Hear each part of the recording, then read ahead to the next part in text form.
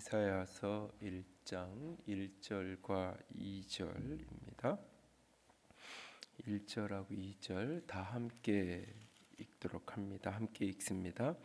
유다 왕 우시야와 요담과 아하스와 히스기야 시대의 아모스의 아들 이사야가 유다와 예루살렘에 관하여 본 계시라. 하늘이여 들으라, 땅이여 귀를 기울이라. 여호와께서 말씀하시기를 내가 자식을 양육하였거늘 그들이 나를 거역하였도다. 아멘. 성경 속에 예수님을 기름 부음 받은 자, 이 그리스도라고 표현을 할 때 그 안에 세 가지 개념이 들어있다고 이야기하죠. 예수님이 왕이라는 고백, 그리고 제사장, 선지자.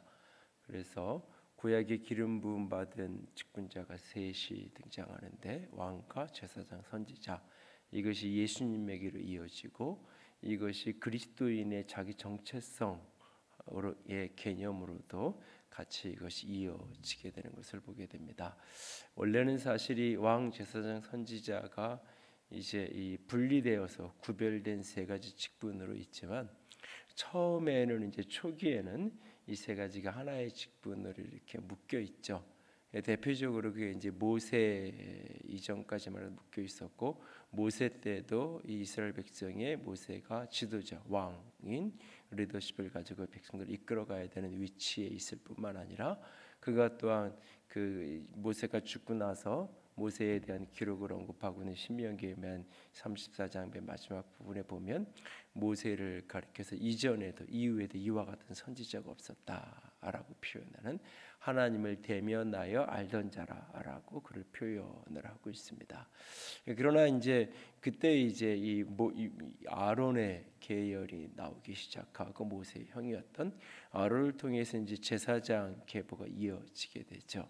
이 부분에 대해서 어떤 분은 하나님은 원래 처음부터 제사장 직분도 다 모세의 자손들로 자녀들로 이어갈 계획이었지만 모세가 시내산에서 하나님의 부르심에 계속해서 거부하고 그러면서 하나님이 이제 아론을 이제 대안으로 돕는 자로 같이 사용하게 되고 그러면서 이제 아론에게로 제사장 직분이 갈리게 됐다. 이렇게 해석을 하는 경우도 있는데 어쨌든 거기서부터 이제 직분이 나누어지기 시작하죠.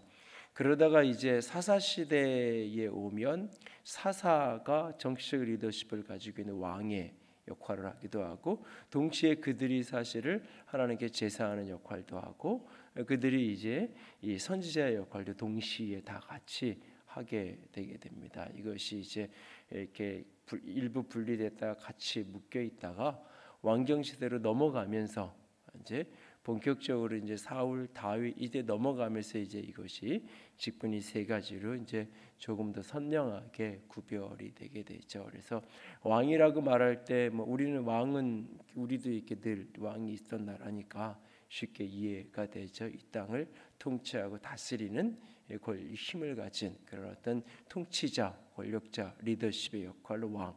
그러나 사실 이 왕도 하나님 자신이 왕으로서 직접 당신의 대리자를 통해서 통치하기를 원했죠. 그래서 하나님이 그때마다 왕을 바꿀 수도 있고 새로 세울 수도 있고. 그래서 사사는 이렇게 이 아버지에서 아들로 아들에서 또 아들로 이렇게 세습되어져 내려가지 않죠. 그러니까 늘 사사라는 존재가 항상 있었던 것도 아니고 평안할 때도 늘 왕이 있고 뭐 이런 게 아니에요. 그냥 이 위기 상황의 때에만 하나님이 사사를 불러 세워서 그가 일정한 역할을 하고 또 일정 기간 동안 사사가 없이 지내기도 하고 하나님이 직접 그냥 통치하고 다스리는 평화의 때에 근데 백성들이 왕을 요구를 강력하게 이스라엘 백성들이 사무엘의 때에 하게 되어지고 그 요구에 대해서 하나님이 수동적으로 응답을 하시죠. 사실은 왕을 허락하시는 그 응답하면서 하나님이 굉장히 많은 경고를 해요. 왕이 너희들이 생각하는 것처럼 그렇게 너희들에게 삶을 유익하게 하고 도움을 주는 존재만이 아니라 굉장히 너희를 힘들게 하고 어렵게 하고 너희를 오히려 종으로 만들고 노예를 삼고 하나님이 그 다 경고하고 알려주지만 그럼에도 불구하고 우리는 왕이 필요하다고 이방 나라에 왕이 있는데 우리는 왕이 없어서 전쟁을 나서면 앞장서서 나갈 사람이 없는데 하나님 우리를 왕을 세워달라고 그걸 강력히 요구하게 되고 하나님 그걸 수용하셔서 이제 사울을 왕으로 세우고 다윗을 이렇게 이어 내려가게 되죠. 그래서 이제 왕의 리더십, 왕은 통치자, 다스리는 자. 그래서 하나님을 대신해서 통치하고 다스리는 자로서의 왕. 이 왕의 권세가 그리스도, 예수 그리스도의 권세로 이어져 내려가게 되죠. 그리고 이제 또 하나 기름 부는 존재가 제사장에 대한 이야기를 하게 됩니다. 그래서 제사장은 하나님과 백성들 사이에 중재자의 역할을 하는 주로 백성들을 대신해서 하나님께 나아가는 하나님께 그래서 백성들의 죄와 허물과 연약함을 하나님께 대신해서 나아가서 하나님께 그것을 속죄하는 그 역할을 하는 게 제사장의 역할. 그래서 하나님께 제사를 드리는 역할을 주로 하는 게 제사장의 역할이죠. 이것이 이제 예수님에게로 이어져서 히브리서 같은 경우는 예수님을 대제사장으로 우리에게 큰 대제사장, 이 한글 순우리말 큰다라는 표현하고 한자 대자까지 포함해서 이중 강조로 큰 대제사장 이렇게 예수님을 표현하기까지 하죠. 그래서 예수님의 십자가의 죽음은 자신이 스스로 제물인 동시에 자기 자신이 대제사장이 되셔서 자신의 무지한 자의 영원한 그 효력을 가진 그 피로 하늘 보좌에 직접 이 땅에 만들어진 모형인 성막이나 성전이 아닌 저 하늘 성소에 직접 예수 그리스도가 당신의 피를 뿌려 우리가 하나님께로 나아갈 수 있는 그 길을 열어주고 만들어주는 제사장의 역할을 하게 되어지는 이것이 이제 예수님에게 성취되어지고 신약의 교회로도 이어지죠. 그래서 베드로전서에 그리스도인들을 가리켜서 왕 같은 제사장, 그래서 왕의 권세, 왕의 권위, 제사장의 중재자, 중보자의 역할, 그것이 이제 그리스도인 교회의 권위와 사명으로 언급이 됩니다. 그런가 하면 또 선지자라는 독특한 부분들이 등장을 하게 되어집니다. 선지자는 하나님의 말씀을 들어서 우리에게 전달해 주는. 그래서 오늘 본문에도 보면 이 아모스의 아들 이사야가 유다와 예루살렘에 관하여 본 계시라. 계시라는 말의 뜻은 뭐냐? 이렇게 커튼 속에 이렇게 가려져 있어서 이 안에 있는 게 안 보이는데 그것을 이렇게 열어서 이 커튼 너머에 있는 게 무엇인지를 열어서 보여준다. 숨어 있고 감춰져 있는 것을 드러내서 알려준다. 그 의미가 계시죠. 하나님께서 선지자 이사야에게 유다와 예루살렘에 대한 하나님의 비밀을, 하나님의 감춰진 진리를 보여주었고 열어 보여줬고 그것을 듣고 보았던 이사야가 백성들에게 그것을 전한 그 메시지 내용이 이사야서에 언급이 되어 있는. 그래서 선지자는 하나님과 인간 사이에서 하나님을 대신해서 하나님의 말씀을 우리에게 전달해 주는, 하나님의 계시를 우리에게 전해 주는 그런 전달자의 역할을 하는 게 선지자의 역할을 하게 되어집니다. 그런데 이제 구약 성경에 보면 이 인물들이 다 이렇게 반대적인 모습들이 등장하죠. 하나님의 온전히 통치를 따랐던 왕. 그 성경은 그것을 이제 열왕기상하를 읽으면 다윗의 길을 갔던 왕들의 모습이 등장하는가 하면 그 반대로 여로보암의 길을 갔던, 그러니까 하나님을 대적하고 우상 숭배하고 백성들을 고통으로 몰아갔던 그런 어떤 왕들의 역사처럼 이 땅의 통치자로 하나님을 대신해서 통치하고 다스려야 되는데 하나님을 대신한 통치자로 다스려야 되는데 하나님을 무시하고 자기 자신이 진짜 왕이 되어진 하나님의 대리자가 아닌 자신이 정권자가 되어서 백성들을 다스리는, 하나님을 잘 믿게 하고 하나님을 잘 섬기게 하는 것이 아니라 자신을 섬기게 만드는 그런 어떤 왜곡된 왕의 모습도 있고, 선지자들도 결국 타락하게 되어지고 거짓된 제사장도 타락하게 되어지고, 제사장도 역사 속에 보면 이제 둘로 이렇게 나눠지게 되어지고 여러 가지 이제 모순된 모습이 등장해요. 특별히 이제 선지자와 관련되어져서 거짓 선지자들이 곳곳에 이제 등장을 하는 것을 보게 되어집니다. 그래서 사실은 모든 선지자가 다 성경을 기록한 게 아니죠. 성경을 기록하지 않았지만 대표적으로 유명한 선지자가 엘리야, 엘리사. 가장 대표적인 선지자 가운데 두 사람인 엘리야, 엘리사는 그들 이름으로 되어 있는 선지서가 존재하지 않아요. 그럼에도 불구하고 우리 가장 큰 위대한 선지자로 우리가 이해하고 있어요. 그러나 동시에 그 시대에도 특별히 이제 이 이사야서 뒤에 나오는 예레미야 시대에 더 많은 거짓 선지자들이 등장을 해서 하나님의 말씀을 전한다고 이야기하는, 사실 하나님의 말씀이 아닌 들은 것이 없이 자기 이야기를 하는, 그러면서도 그것이 하나님의 말씀이라고 이야기하는 그런 온갖 거짓된 선지자들의 이야기가 동시에 등장하는 것을 보게 되어집니다. 이것이 이제 신약으로 이렇게 와서 예수님에게서 제사장의 모습, 왕의 모습이 성취됐을 뿐만 아니라 예수님에게서 온전한 선지자의 모습도 등장하는 거예요. 온전히 하나님의 계시를 받아서 하나님을 온전히 보여주는. 그래서 심지어 예수님은 나를 본 자는 아버지를 보았다. 너 나를 보면서 무슨 아버지를 보여달라고 그런 얘기를 하느냐, 이런 얘기를 하고 있어요. 예수님은 자신은 어떤 메시지도 아버지께로부터 들음이 없이 단 한 번도 나는 이야기한 것이 없다. 내가 한 모든 것은 다 아버지께 듣고 내가 한 거지, 내가 하고 싶은 이야기를 내 마음대로 나는 하지 않았다. 예수님이 온전한 선지자의 삶을 사셨어요. 그리고 이것이 교회, 예수님이 부활하셔서 승천하시고 나서 남겨진 교회에게, 그리스도인 된 성도들에게 왕의 권세, 제사장의 중보자로서 기도자로서의 모습만 우리에게 위임된 게 아니라 우리에게 사실 신약 교회에게 가장 크게 위임되어진 영적인 구원인은 사실은 선지자의 사명이에요. 왕의 사명, 어떤 이 제사장의 사명보다 더 중요한 게, 예수님이 이 세상을 떠나시면서 제자들에게 눈이 부탁한 게 뭐예요? 복음을 가서 땅끝까지 전하라는 이야기예요. 하나님의 메시지를, 하나님의 말씀을 땅끝까지 가서 증거하고 전하라는 사명을 온 교회에게 주었고 모든 성도에게 주었어요. 그런 의미에서는 모든 성도들이, 모든 그리스도인들이 사실은 선지자요, 선지자적인 사명을 가진 존재로 사실 이해를 해야 됩니다. 신약에 오면 사도행전이나 이런 데를 보면 이제 이 선지자라는 당시의 교회 안에 직임이 사도, 선지자, 복음 전하는 자, 목사와 교사, 이것이 이제 등장을 하는 것을 보게 돼요.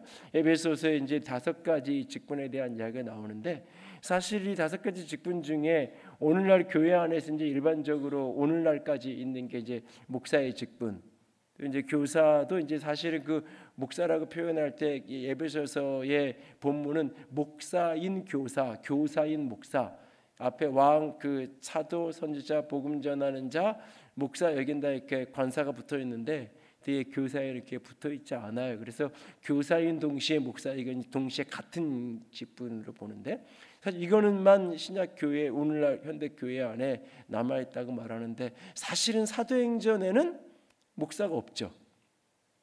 사도행전만 읽어보면 사도행전에는 바울 목사, 베드로 목사 이런 표현들이 전혀 등장하지 않아요. 바울 사도, 오히려 선지자였던 신라 같은 사람이 선지자라고 표현이 오히려 등장하고 그렇지, 사도라 선지자라는 표현들은 사도행전에 등장을 해요. 그런데 이제 사실은 목사라는 표현은 거기에 등장을 안 하죠. 그런데 이게 이제 조금 이제 복잡한 얘기일 수 있는데, 이 성경이 완성되어지고 나서 더 이상 그런 어떤 이 하나님의 계시를 직접 전달하는 전달자로서의 제사장이나 선지자나 그런 어떤 직분은 이제 끊어졌다, 존재하지 않는다, 뭐 이런 어떤 신학의 주장이 있고, 또 그거에 대한 반대적인 이야기를 하는 것인데, 그 충도 여전히 뭐 2000년이 지나서 여전히 이게 이제 평행선을 그리는 논쟁 가운데 있는데, 어쨌든 오늘날도 선지자가 있다라는 이야기를 해요. 그런데 과거의 구약 시대나 이럴 때는 선지자가 있다 그래도 그들에게는 성경이 없었죠. 기록되어진 두루마리가 일부 있긴 있었지만 오늘날 같은 이 성경이 존재하지 않았어요. 그리고 기록되어진 어떤 말씀들도 이게 그냥 성전의 두루마리로 조금 만들다 해놓은 게 성전 청소하다가 어느 구석에서 이렇게 써놨던 게 발견이 20개 써놔, 예레미야의 서책이 발견되기도 하고 뭐 이런 게 있죠. 이게 오늘날처럼 누구나 다 갖고 있는, 우리가 하나님의 말씀이라고 성경을 믿는데 누구나 다 갖고 있고 누구나 볼 수 있고 그런 시대가 아니에요. 그런 시대에 하나님의 뜻을 어떻게 할 수 있을까? 하나님이 원하시는 것, 하나님이 기뻐하시는 것 어떻게 할 수 있을까?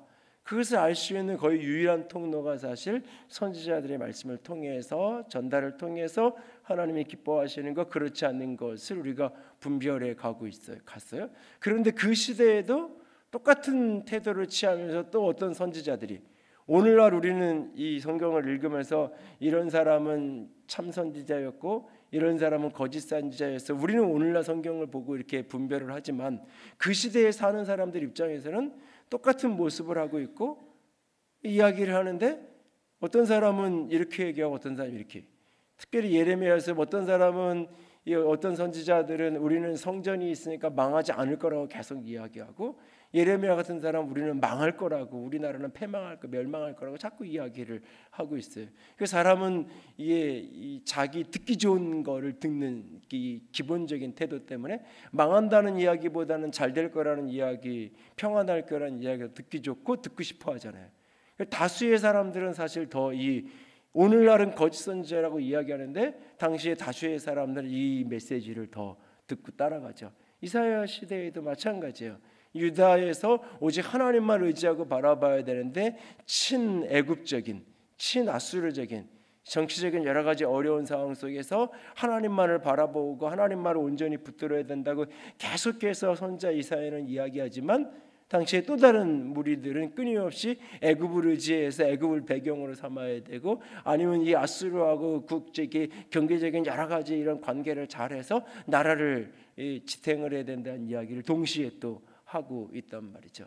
그 속에서 무엇이 하나님의 진정한 메시지고 진정한 뜻인가라고 하는 것을 분별해 가는 것은 쉽지 않은, 사실 그 분별은 결국 어떤 의미에서 각자의 몫으로 남겨진, 각자에게 주어진 하나님의 깨달음, 하나님의 성령의 역사 속에서 분별하고 응답하고 순종해 가는, 그러면서 이게 시행착오도 거쳐가고 그런 모습들이 어쩌면 구약의 시대죠. 그러나 신약에 와서는 우리에게 성경이라는 것을 우리에게 주셨어요.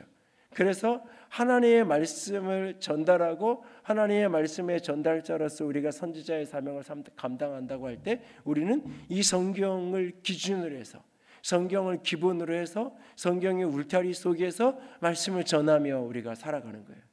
그런데 사실 여기에 대해 이제 또 다른 고민이 있어요. 아주 극단적으로 얘기하면 이단도 성경을 가지고 이야기하잖아요. 오늘도 이사야서를 좀 이렇게 자료를 뒤지다가 이렇게 우연히 본 자료 가운데 하나가 이사야서 34장에 가면은 이 성경에는 이렇게 말씀에는 짝이 있고 뭐 이런 구절들이 이렇게 등장을 하는데, 그게 사실은 앞뒤 문맥을 정확히 들여다보면 이 말씀이 짝이 있다, 그래서 구약의 어떤 말씀이 신약의 어떤 짝이 있다, 이런 뜻이 아니라 본문을 그냥 정확하게 읽으면 그 이야기는 이 세상에 만드신 하나님의 창조물들이 암수의 짝이 있다, 사실 그 이야기를 하는 거예요. 이사야서 본문을 암수의 짝이 있다라는 이야기를 하는 건데, 이걸 가지고 성경 해석학으로 가지고 와가지고 성경은 성경으로 풀어야 되고 구약과 신약의 어떤 짝짓기를 자꾸 해가지고 이 구약의 어떤 메시지를 해석하기 위해서 신약의 어떤 짝이 되는 말씀을 찾아가지고 그 말씀으로 성경을 해석해야 성경이 제대로 풀릴 수 있다. 이 이야기를 대부분 이단이, 특별히 종말론과 관련된 이단적인 주장을 하는 분들이 대부분 그런 그 왜곡된 주장을 하게 되거든요. 그러니까 성경을 이야기한다고 말해요. 성경을 말한다고 이야기해요. 그런데 성경을 말하지 않는, 성경과는 다른 자기 하고 싶은 이야기를 하면서 성경을 끄집어 가지고 인용하는 경우가 굉장히 많죠, 사실은. 그래서 오늘날은 우리가 선지자로서 사명을 감당하고 또 선지자를 분별하는 데 있어서는 하나는 영적으로 더 민감해서 그것이 진짜 하나님으로부터 온 것인지를 분별해야 되는 게 하나 있다면, 또 하나는 국어를 잘해야 돼요. 그러니까 히브리 헬라어 몰라도 괜찮아요. 어떤 분이 이 성경이 번역된 게 번역에 뭐 이렇게 문제가 있는 게 아니냐고 그런 얘기를 얼마 전에 묻길래 제가 이제 뭐 대놓고 뭐라 그러진 않았는데, 이 번역된 한글 성경 국어로도 좀 정확히 알고 틀리지 않았으면 좋겠는데, 이것도 헷갈리면서 인터넷에서 어디서 이렇게 성경 번역에 좀 문제가 있다, 이 성경 번역에 한두 가지도 아니고 몇천 개의 오류가 있다, 뭐 이런 얘기를 하시길래, 아니 이 성경 하나 번역하는데 적어도 신구약 성경 학자가, 한국에서는 최고 가는 성경학자들이 최소한 100여 명의 학자들이 수년 동안 매달려 가지고 이걸 번역을 해놓은 건데, 물론 그 중에 어떤 거는 뉘앙스의 차이나 번역의 한계나 뭐 신학적인 배경 이런 것 때문에 약간의 충돌이 있을 수는 있겠지만 이게 틀렸다라고 이야기하는 건 굉장히 위험한 얘기인데 그런 이야기. 그래서 사실 그런 거는 학자들의 영역이고 목회자의 영역으로 좀 놓으면 되고 우리들은 조금 전에 제가 이사야서 하나 얘기 드렸잖아요. 짝이 있다는 말도 이 부흥회나 이런 거에 혹시 들어보신 적이 있을 거예요. 짝이 있다고 성경을 자꾸 짝짝해요. 근데 그거는 암수의 이 세상에 하나님이 만드신 그 지시대명사만 이를 실수해서 그런 거예요. 지시되면 거기서 그 문장에서 가르치는 이것들이라는 것은 바로 앞에 이 세상의 창조물과 하나님이 지으신 이 피조 세계의 많은 것들, 그 피조 세계의 많은 것들이 하나님의 존재를 드러내고 나타낸다.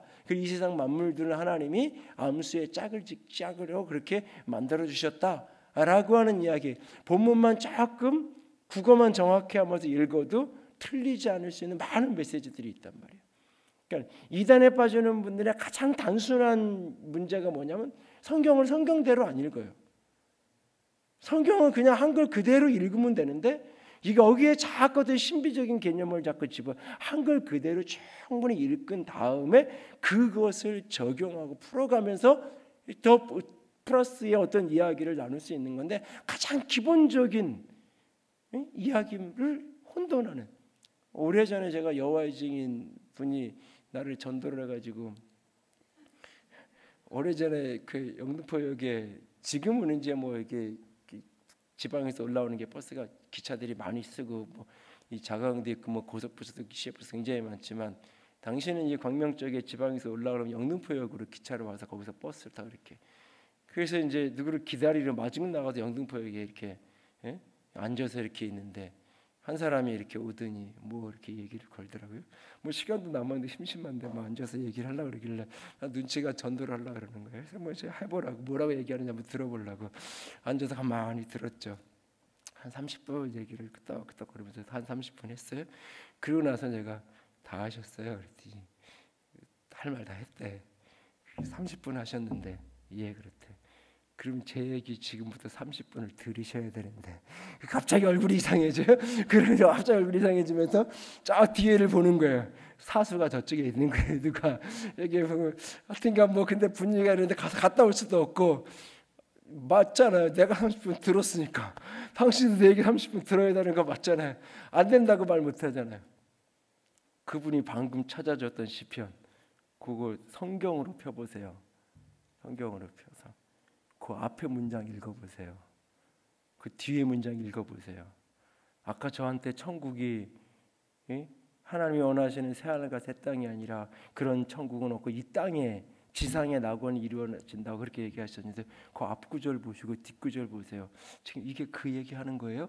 곰곰이 생각해더니 글쎄요 아니라고는 말을 못하고 그러게요. 이게 왜 그러죠? 그러면서 자꾸 저쪽을 보는 거예요. 자꾸 저쪽을. 앞뒤 문맥만 그냥 단순하게 읽어도 저게 맞는 말이다 안 맞는 말이다라는 것을 분별할 수 있는 많은 부분이 있는데 그걸 그냥 우리는 딱 이성을 마비시키는 그러니까 영적이 된다는 것, 신앙이 깊어진다는 것하고 비이성적이 되어지는 것하고를 자꾸 동의적인 개념, 같은 개념으로 오해를 하는 거죠.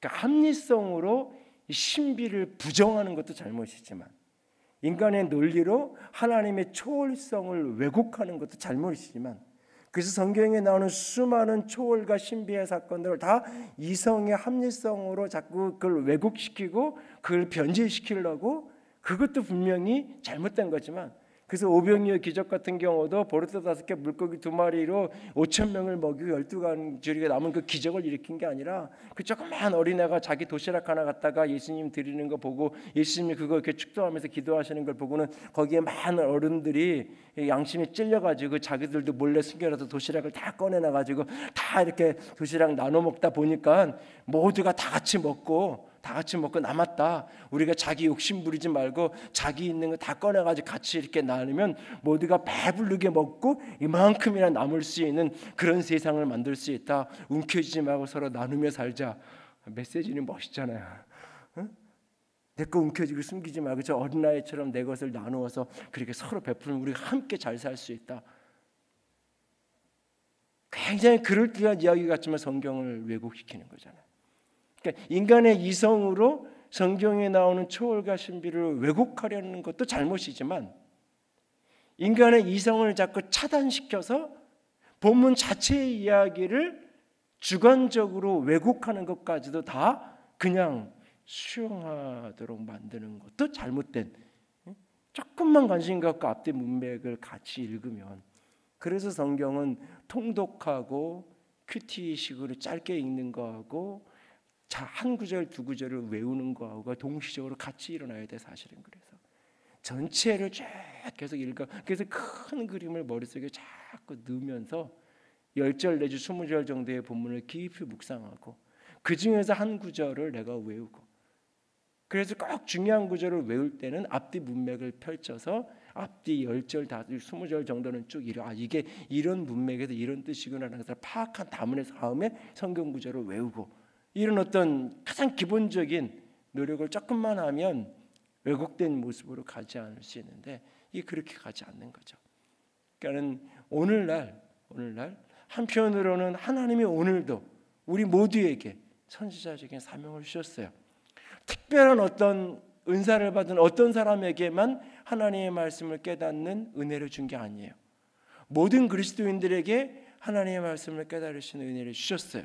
그리고 그 깨달음의 가장 기본적인 통로로 우리에게 성경을 주셨어요.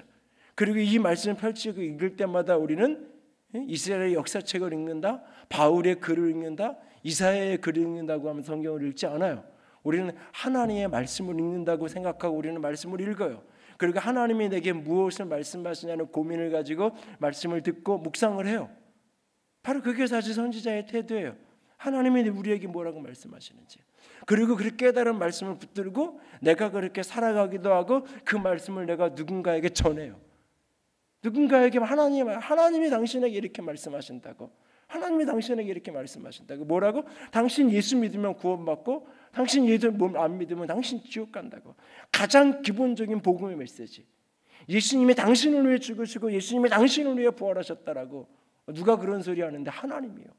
어떻게 하는데요? 내가요. 하나님의 성경을 통해서 나에게 말씀하셨어요. 그래서 나는 그 예수를 믿고 구원받고 하나님의 자녀가 됐어요. 당신도 예수를 믿고 구원받아 하나님의 자녀 됐으면 좋겠다고. 우리가 세상에 나아가서 복음을 전하잖아요. 바로 그것이 하나님이 내게 들려준 메시지를 내가 나아가서 전하며 살아가는 거예요. 기본적으로 모든 그리스도인들에게는 이런 선지자적인 사명이 있어요. 책임이 있고. 그래서 한편으로는 끊임없이 하나님 앞에 엎드려서 하나님의 말씀을 듣고자 하는 그 열망을 우리가 가져야 돼요. 어저께 제가 성경 공부하다가도 그런 얘기를 잠깐 나눴는데, 현대교회의 위기 가운데 하나는 설교가 너무 흔해요. 그리고 설교가 너무 많아요.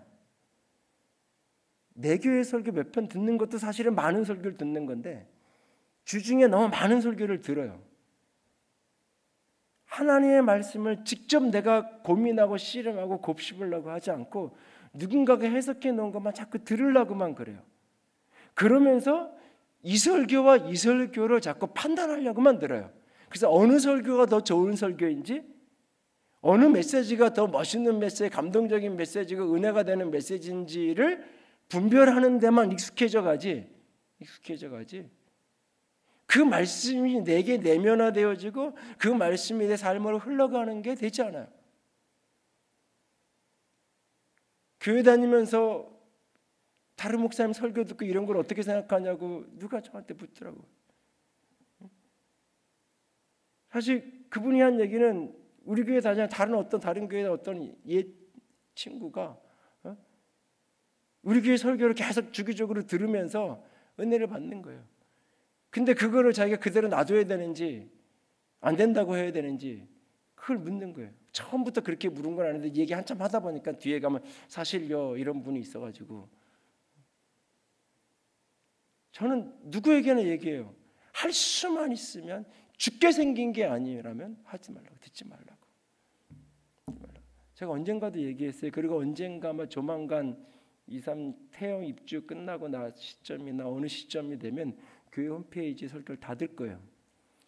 우리 교회 안에서 등록되어 있는 우리 교인들 안에 있는 사람들만, 그리고 필요한 사람들 우리 교인이 전달해 준 사람만 볼 수 있게 닫아놓을 거예요. 불필요해. 이게 뭐 누구 감독 이런 문제 때문이 아니라 꾸준히 격오지나 해외나 어려운 곳에 있으면서 예배 드릴 수 없는 환경의 사람들이 말씀을 듣거나 복음에 관심이 없거나 외국에 멀리 떨어져 시험에 떨어져 있던 사람들이 말씀을 듣고 회복될 수 있는 통로가 되어지거나 어쩔 수 없는 상황에서 예배를 못 나온 사람들이 듣고 또는 말씀을 듣고 은혜된 사람이 다시 듣고 싶고 이런 용도로 설교를 홈페이지에 올리고 유튜브에 올려놓는 거지 이 설교랑 이 설교랑 비교하고 판단하고 그래서 어느 설교가 더 나은 설교인지를 쇼핑하러 다니라고 인터넷에 올려놓는 게 아니에요. 저는 저희 장인어른을 이렇게 긍정과 부정이 모든 사람이 있잖아요. 근데 제가 존경하는 거 하나 중에 하나는 뭐냐면 본인이 어렸을 때 같이 자란 한 살 위에 형이 목회자가 되니까 자기가 어렸을 때 했던 약속 그대로 지켜서 내가 목회하면 네가 우리 교회에서 장로 된다 그랬잖아. 그래서 그 약속 지키고 대학 졸업하고 개척하는 교회 가서 평생을 같이 사셨는데 그래서 40의 장로가 되셨어요. 근데 이분이 그 목사님이 은퇴하는 시점이 될 때까지 목사님이 데리고 가는 집회가 아니면 다른 목사님 설교를 듣질 않아요. 그 옛날에 공부할 만큼 하고 배울 만큼 배웠고 공무원을 오랫동안 있었고 친구고 뭐 이렇게 한 살 위지만 친구처럼 지냈고 그 말씀이 30년 40년 들으면 은혜가 되면 얼마나 되겠어요. 다른 거 듣고 싶지 않겠어요? 그럴 기회가 없었겠어요? 이유는 딱 하나 얘기하시더라고요. 한 번 딱 저한테 얘기하시더라고요. 우리 목사님을 다른 목사님하고 내가 저울에 올려놓고 판단하고 비교하고 싶지 않다. 여러분 옛날에 오늘날보다 훨씬 설교가 투박하고 훨씬 더 부족할 때도 내 교회 목사님 메시지가 전부인 줄 알고 그 메시지 열심히 주일, 수요일, 금요일, 새벽 열심히 들으면서 열심히 성경 읽고 책도 없고 경건서적도 없어도 그 말씀 들으면서 기도하면서 성경 읽어가면서 얼마든지 건강한 신앙생활, 능력 있는 삶 살아가던 세대가 분명히 있었어요.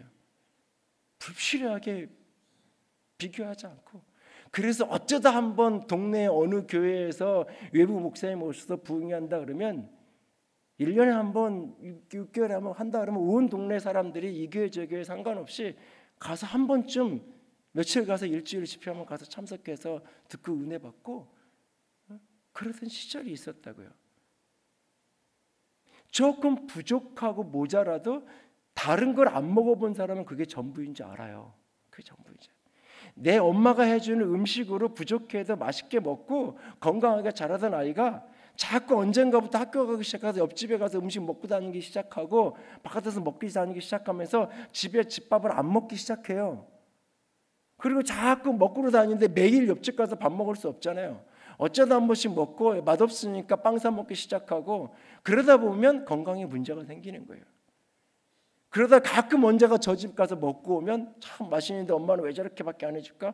그러면서 오히려 시름시름 앓는 거예요. 사실은 조금 부족해도 그거 꾸준히 먹으면서 가끔 어쩌다 한번 외식하고 그러면 오히려 더 건강하게 살 수 있어요.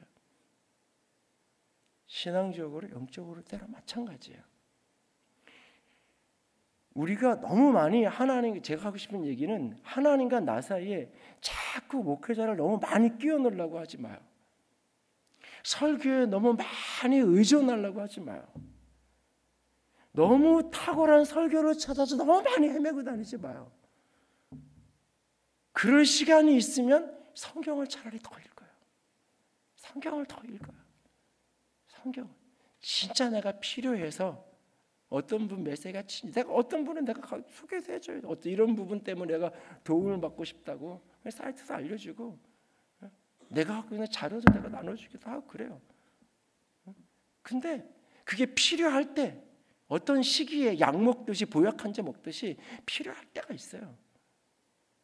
그러나 그렇지 않다면 기본적인 메시지 듣고, 어떤 주에는 진짜 내 가슴을 울리고 내 마음에 큰 도전이 되는 메시지가 되기도 하고, 어떤 주에는 목사님이 조금 피곤하고 힘들어서 준비가 덜 될 수도 있고, 듣는 내가 피곤하고 힘들어서 오늘은 내가 그런 마음이 아니었는데 잘 안 들리기도 하고, 그냥 뭔가 잠생각만 들기도 하고, 그런 주가 지나가기도 해요. 그래도 꾸준히 가다 보면 그 말씀이 내면화되고 쌓여가는 거예요. 그리고 그거보다 더 많은 시간을 내가 말씀을 읽는 거예요.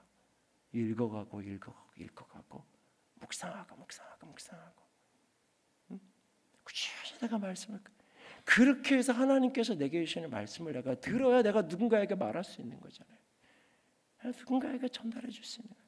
하나님이 들은 메시지가 내 안에서 깨달아져야 내가 누군가에게 이야기할 수 있는 거잖아요. 당신이 어떻게 그렇게 그런 걸 깨달았냐고 물으면, 어느 날 갑자기 생각났다고. 그러면 그 생각이 진짜일 수도 있고 아닐 수도 있고, 듣는 사람은 갸우뚱거리잖아요. 근데 성경에 이 말씀이 있는데, 이 말씀이 이렇게 오늘 성경을 읽다가 깨달아졌다고. 그래요? 저도 그 성경 그 본문 읽어볼게요. 우리가 오늘 선지자적인 교회, 선지자적인 성도를 우리가 사명을 감당하기 위해서 가장 중요한 것은 하나님 앞에 끊임없이 서는 거예요. 말씀을 펼쳐놓고 말씀이 하나님이 내게 하시는 말씀으로 끊임없이 말씀을 듣는 거예요. 기도하는 마음으로 하나님의 말씀 앞에 끊임없이 설 수 있기를 원합니다. 설교 시간만을 얘기하는 게 아니에요. 매일매일 정해진 시간, 정해진 분량, 짧든 길든 자꾸 말씀을 여러분들이 가까이 하고 여러분들 자꾸 들었으면 좋겠어요. 자꾸 여러분들이 읽고 가까이 했으면 좋겠어요. 그리고 두 번째 또 하나는 선지자적인 사명을 감당하면서 말씀을 전하는데, 선지자가 아무리 옳은 메시지를 전하고 바른 메시지를 전해도 모두가 아멘으로 받는 게 아니에요. 말씀은 전달되어지는 거고 흘러가는 거고, 반응은 각자의 몫이에요. 오늘 이사야가 이 우시야 왕의 죽던 해에 6장에 보면 비전을 부르심을 받아서 우시야 왕 때부터 시작해서 그 죽던 해에 하나님의 부르심을 받아서 히스기야 때까지 했다 그래요. 그래서 열왕기하에 보면 히스기야가 여러 가지 위기를 만날 때면 이사야에게 찾아가고 이사야를 불러다가 기도를 받고, 이사야가 메시지 주면 그대로 따라서 하고, 그래서 이사야서의 내용하고 열왕기사의 내용, 열왕기하의 내용이 이렇게 겹치기도 하고 그래요. 나중에 보면 히스기야 부분에 갔거나 그러면. 그렇게 히스기야는 이사야를 진짜 하나님의 메신저로 알고 존중했어요. 존중했다는 것은 이사야를 잘 모셨다는 의미가 아니라 이사야의 말에서 떨어지는 메시지를 생명으로 알고 하나님의 말씀을 온전히 붙들고 순종하고 따랐어요. 그러나 오늘 여기에 언급되지 않지만 역사에 의하면, 많은 여사에 의하면 이 이사야는 누구에게 의해서 죽임당하느냐? 히스기야의 아들인 므낫세에 죽임당해요. 어떻게 죽임당했느냐? 그가 칼에 켜서 톱으로 켜서 톱으로 잘려나가서 죽임당했다라고 이사야의 죽음에 대해서 많은 자료들을 이야기해요. 아버지는 그 메시지를 생명으로 알고 받아들였지만, 아버지가 죽고 이어서 왕이 된 아들은 그 메시지가 불편했어요. 그 메시지가 자기 마음에 안 들었어요. 자기 마음에 안 드니까 그냥 좀 저쪽 가 있으라고 밀어내는 것 정도가 아니라 죽이는데 톱으로 토막살이를 해서 죽이는, 하나님의 메시지를 받아서 하나님의 말씀을 전하는 거예요. 하나님의 말씀을 전하면 사람들이 다 두려워 떨면서 다 내 말에 순종하고 다 아멘하고 다 믿음의 반응을 할 거라고요? 아니에요. 만약에 모두가 다 아멘을 하고 모두가 다 예스를 한다면 두 가지 중에 하나예요. 예스를 하는 사람만 모아놓고 말씀을 나누든지, 아니면 전하는 사람이 하나님의 말씀이 아니라 사람들의 귀에 듣기 좋은 이야기만 하고 있든지, 둘 중에 하나예요. 사실 여러분이 1년 52주 설교를 들으면 어떤 주는 여러분에게 불편함이 있는 게 정상이에요. 단 한 주도 나는 마음 말 설교를 들으면서 설교가 불편한 적이 없다라고 말하면 사실은 잘 생각해 봐야 돼. 어쩌면 그게 말씀에 어긋나서 불편하다는 의미가 아니라 듣는데 나는 듣기 싫은 거예요. 그렇게 반응하고 싶지 않은 거예요. 저 말씀을 받으면 내가 순종해야 되는데 저 말씀대로 내가 반응하고 싶지 않은 거예요. 반응하고 싶지 않으니까 하나님의 말씀이 나는 듣기 싫어라고 말하고 싶지 않으니까 목사님도 남자니까 저런 소리 하는 거야. 이런 식으로 뭔가 핑계거리를 만들어서 빠져나가고 싶은 이야기를 하고 싶을 때가 있는 거예요. 때로는. 말씀을 듣다 보면 어느 순간에는 그런 시간을 때로 부딪힐 때도 있는 거예요. 말씀을 그냥 읽어만 내려가도 말씀을 그냥 읽어가도 어떤 시즌에는 나는 그 사람 만나러 가고 싶지 않은데 난 내가 잘못한 거 없어 나는 내가 먼저 전화하고 싶지 않은데 설교를 들어도 전화하라고 들리고 성경을 읽어도 전화하라고 들리고 새벽기도라도 전화하라고 들리고 오직하면 TV를 켜도 전화 광고만 하는 것 같고 그럴 때가 있단 말이에요. 그러면 그냥 다 싫고 내가 순종하고 싶지 않은 마음이 있으니까 듣기가 불편하고 힘든 때가 있는 거예요. 그럴 때가 있는 거예요. 그걸 때로 통과하고 지나가는 거잖아요. 그러면서 그걸 내가 넘어서면 듣기 싫고 순종하기 싫음에도 불구하고 내가 순종하고 믿음의 반응을 할 때 그때 내가 영적으로 한 단계 자라가고 내가 하나님의 마음을 좀 더 알게 되고 그러면서 내가 믿음의 여정을 끊임없이 떼어가는 거잖아요. 말씀이 내게 들려질 때 때로는 그럴 때가 있는 거예요. 내가 말씀을 선지자적인 사명을 가지고 여러분들이 말씀을 전할 때 모든 사람이 예수님을 듣는 게 아니에요. 물론 내가 무례하게 이야기하고 내가 사람들에게 제대로 설명을 잘 못해서 듣기 힘들 수 있고 그럴 수 있지. 그렇다면 그건 내가 고쳐야 되는 거죠. 내가 무례하게 지금 그런 얘기할 때가 아닌데 얘기하고 뭐 버릇없이 윗사람한테 함부로 얘기하고 내가 잘못했을 때가 있지. 그럴 때 내가 고치면 되죠. 그러나 그런 게 아니어도 아무리 바른 메시지를 바른 태도와 바른 방법으로 전해도 말씀에 거부할 때가 있는 거예요. 그래서 거부감이 제로인 전도 방법은 없어요. 거부감 없는 방법으로 전도해야 된다라고 말하면 그 말은 무슨 얘기냐? 전도하지 말아야 된다는 얘기랑 똑같아요. 아무리 신사적으로 해도 아무리 정중하게 기껏해야 전도 제안을 주는 것밖에 없어서 아니 그냥 교회에다가 예수 믿고 구원 처음 받아라 그냥 현수막 하나 걸어놓는 게 그냥 누군가 듣고 좀 깨달았으면 좋겠다고 걸어놓는 것조차도 누군가는 저런 거 보기 싫게 왜 저렇게 걸어놨냐고 누군가는 그게 싫은 거예요. 우리가 조금 더 세련되게 조금 더 무례하지 않게 조금 더 지혜롭게 우리가 해야 되는 건 맞아요. 그러나 할 수 있는 노력을 아무리 해도 적대감이 없는 전도 방법은 없어요. 없어요. 그 방법이 있다면 예수님이 하셨겠죠. 그 방법이 있다면 12자도들이 왜 다 죽음의 길을 갔어요? 죽는 게 좋아서? 순교해야만 복음이 전해지니까 그런 거예요? 아니에요. 그게 좋아서가 아니에요. 그게 즐거워서 그걸 기뻐서가 아니에요. 그게 위에는 방법이 없으니까. 그냥 나는 복음을 전한 것밖에 없는데 그냥 예수님이 부활하셨다고 살아계셨다 그것밖에 한 게 없는데 그리고 내 가진 건 나눠주면서 가난한 사람 나눠준 것밖에 없는데 병들고 아픈 사람 안수해서 고치고 귀신 들리는 사람 자유케 해주고 교회가 한 일은 그거밖에 없는데 사도행전에 보면 그거밖에 없는데 모여서 열심히 하나님께 찬양하고 아픈 사람 기도해서 병 낫게 하고 귀신 들린 사람 온전케 해주고 가난한 사람 다 그 중에서 교인들 중에서 부유하고 넉넉한 사람이 자기 땅 팔고 다 내놔가지고 그거 가지고 가난한 사람 나눠주고 교회가 한 일은 그거밖에 없는데 맨날 잡혀가잖아요. 맨날 붙들겨 가서 매 맞고 공의에 끌려가고 감옥 가고 악한 일하고 잘못다른 일하고 도덕적으로 지탄받은 일을 해서 교회가 욕먹는 게 아니잖아요. 아무리 우리가 선지자의 사명을 온전히 해도 복음에는 늘 적대적일 때가 있고 그것 때문에 우리가 고난받고 욕먹을 때가 있는 거예요. 그래서 말하는 거예요. 바울이 사랑하는 아들 디모데에게 복음과 함께 고난받으라. 선지자의 사명을 온전히 감당하기 위해서는 거기에 필연적으로 따라오는 게 고난이에요. 고난을 두려워하고 고난을 피하려고 하면 선지자의 사명을 외면할 수밖에 없는 거예요.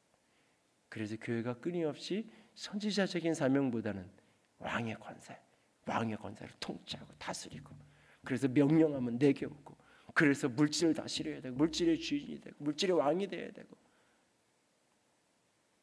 하나님과 나서야 내가 영적인 제사장이 돼서 중보자가 되고 열심히 기도해야 되고, 이런 메시지에 대해서는 열광하고 기뻐하고, 그래 내가 왕이지, 내가 제사장이지, 그렇게 왕같이 살아야지, 제사장 살아야지라고 말하면서도 선지자적인 사명을 이야기하면 별로 관심이 없어요.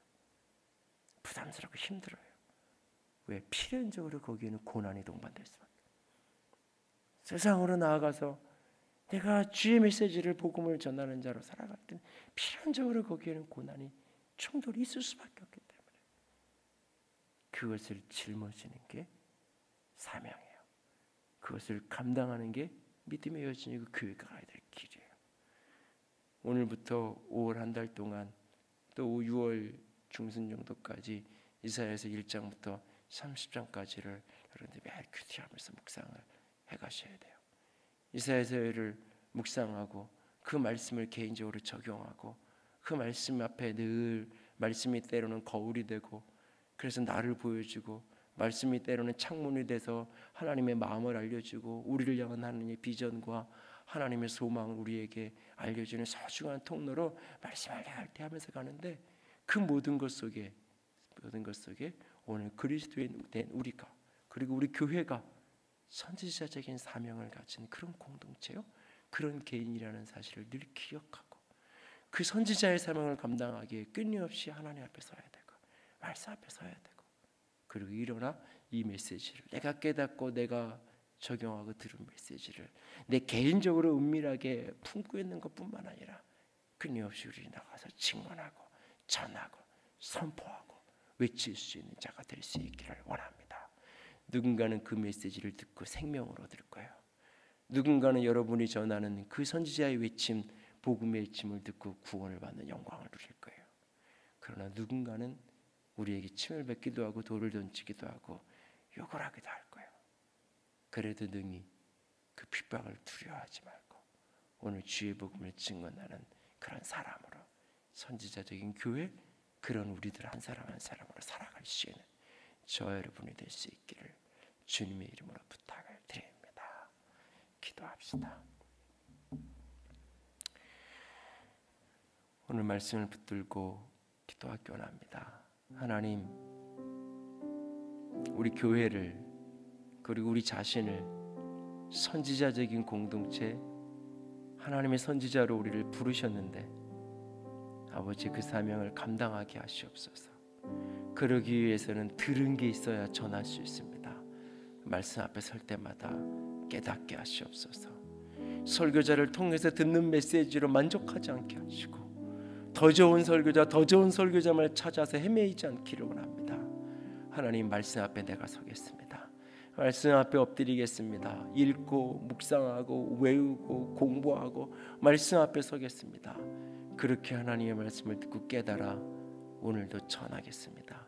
듣든지 아니 듣든지, 호의적이든지 부정적이든지, 믿고 구원을 받든지 핍박을 하든지, 나는 오늘도 복음을 전하는 선지자의 사명을 감당하겠습니다. 주님, 우리를 붙들어 주시옵소서. 같이 기도합니다. 사랑의 하나님, 영광의 하나님, 주님만을 사랑합니다. 주의 백성들이, 주의 교회가 온전히 선지자의 사명을 감당하는 그리스도의 공동체가 되어줄 수 있기를 간절히 원합니다. 아버지, 우리 모두를 도와주시옵소서. 아버지, 우리 모두를 붙들어 주시옵소서. 예 주님, 그리스도의 영으로, 그리스도의 생명으로 가득 충만하게 아버지께서 함께 해주시기를 간절히 원합니다. 우리의 마음이, 우리의 영이 오직 주님께로만 향하여지기를 원합니다.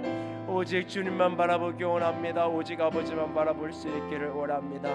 예 주님, 영광의 주님, 우리를 사로잡아 주시옵소서. 예 주님, 은혜의 주님, 우리를 사로잡아 주시옵소서. 우리가 전심으로 주님을 사랑하기 원합니다. 전심으로 주님만을 바라보기 원합니다. 아버지의 생명으로, 아버지의 빛으로, 아버지의 영광으로 주 앞에 서서 한 걸음 한 걸음 뚜벅뚜벅 내어갈 수 있기 원합니다. 아버지, 우리가 선지자입니다. 아버지, 하나님 선지자적으로 부름받고 보냄받은 사명을 감당하게 하여 주시옵소서. 선지자의 공동체가 되게 하시고 선지자의 사명자로 살아가는 사람들이 될 수 있도록 주님 우리를 붙들어 주시옵소서. 때를 얻든지 못든지 아버지 당당하게 이 복음을 전할 수 있게 하시옵고 왕의 권세로 외치는 자들로 살아갈 수 있도록 주님 우리를 도와주시옵소서. 주님 붙드시옵소서. 주님 사랑합니다. 주의 이름으로 축복합니다. 우리를 주의 선지자의 공동체로 부르시고 한 사람 한 사람 주의 말씀의 증거자로 세우셨사오니 하나님의 말씀에 들음이 있게 하시고 담대한 외침이 있는 성도가 되게 하여 주시옵소서. 들은 말씀을 세상을 향하여 당대히 전할 수 있는, 입술로만 전하는 게 아니라 삶으로 전할 수 있는, 입술로만 외치는 게 아니라 나의 인생으로 증거할 수 있는, 보여줄 수 있는 진정한 선지자들이 되게 하여 주시옵소서. 우리를 그렇게 사용하시고 붙들어 주시기를 원합니다. 주의 이름으로 축복합니다. 주님 의지합니다. 우리 주님 예수님 이름으로 기도드렸습니다. 아멘. 이제는 우리 주 예수 그리스도의 은혜와 하나님 아버지의 놀라우신 사랑하심과 성령 하나님의 교통하시며 기름 부으시는 그 은혜가 오늘도 선지자적인 사명을 온전히 감당하기로 소원하고 결단하는 모든 이들 위해 이제로부터 영원토록 함께 있을지어다. 아멘.